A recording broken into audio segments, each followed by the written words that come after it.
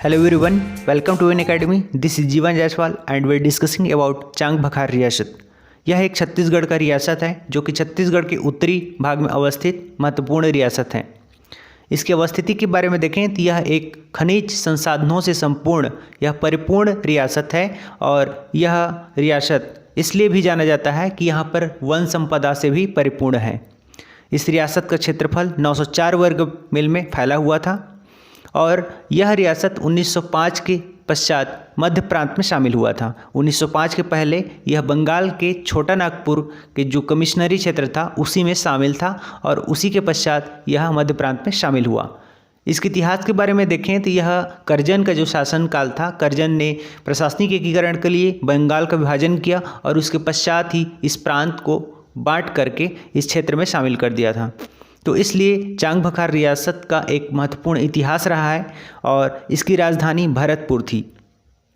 चांग बखार रियासत के शासकों के द्वारा उपाधि धारण किया जाता था जिसमें भैया की उपाधि थी और भैया की उपाधि इन लोगों के द्वारा धारण किया जाता था जो कि विशेष रूप से महत्वपूर्ण है।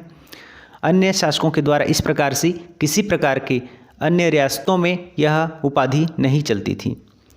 तो यह देखें तो बलभद्र सिंह जो कि शासक हुए, यहाँ के एक योग्य शासक थे और ये कुशल नेतृत्वकर्ता थे।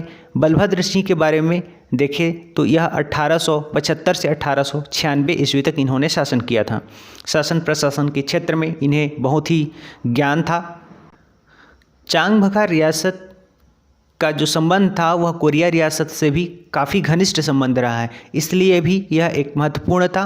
और फिर आगे चल कर के देखें तो यहाँ पर महावीर सिंह यहाँ के शासक हुए क्योंकि बलभद्र सिंह का आकस्मिक रूप से मृत्यु हो गया था और मृत्यु के पश्चात अल्प वयस्क में ही ये महावीर सिंह का गद्दी पर धारण करना हुआ। और इसी बीच में एक व्यक्ति थे जिनका नाम था लाल बजरंग सिंह और इन्होंने ही इसके साथ शासन प्रशासन का सहायता किया था।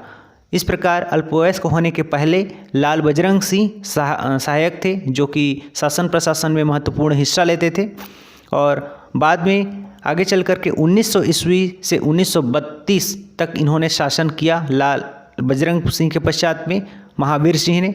और फिर इसी के शासनकाल में 387 रुपये वार्षिक टकोली निर्धारित की गई।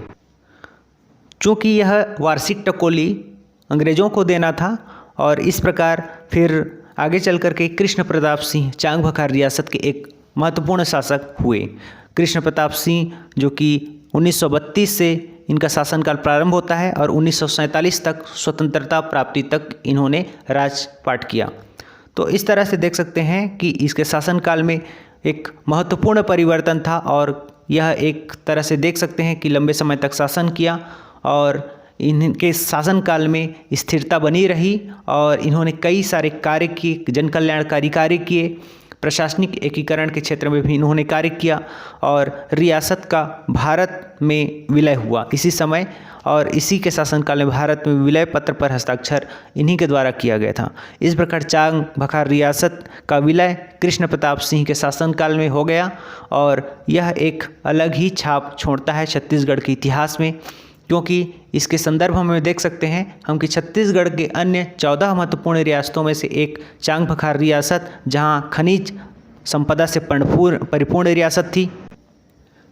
इस प्रकार छत्तीसगढ़ के कुछ अन्य रियासतों को भी हम देखेंगे, चर्चा करेंगे। कुछ रियासत बचे हुए हैं जिनके बारे में हम डिस्कस करेंगे क्योंकि एग्ज़ाम पॉइंट ऑफ व्यू से काफ़ी इंपॉर्टेंट है और उनके बारे में जानेंगे। सो नेक्स्ट वीडियो का इंतज़ार करते हैं, उसमें भी आएगा और उसमें डिस्कस करेंगे। सो आज के लिए इतना ही। Thank you so much.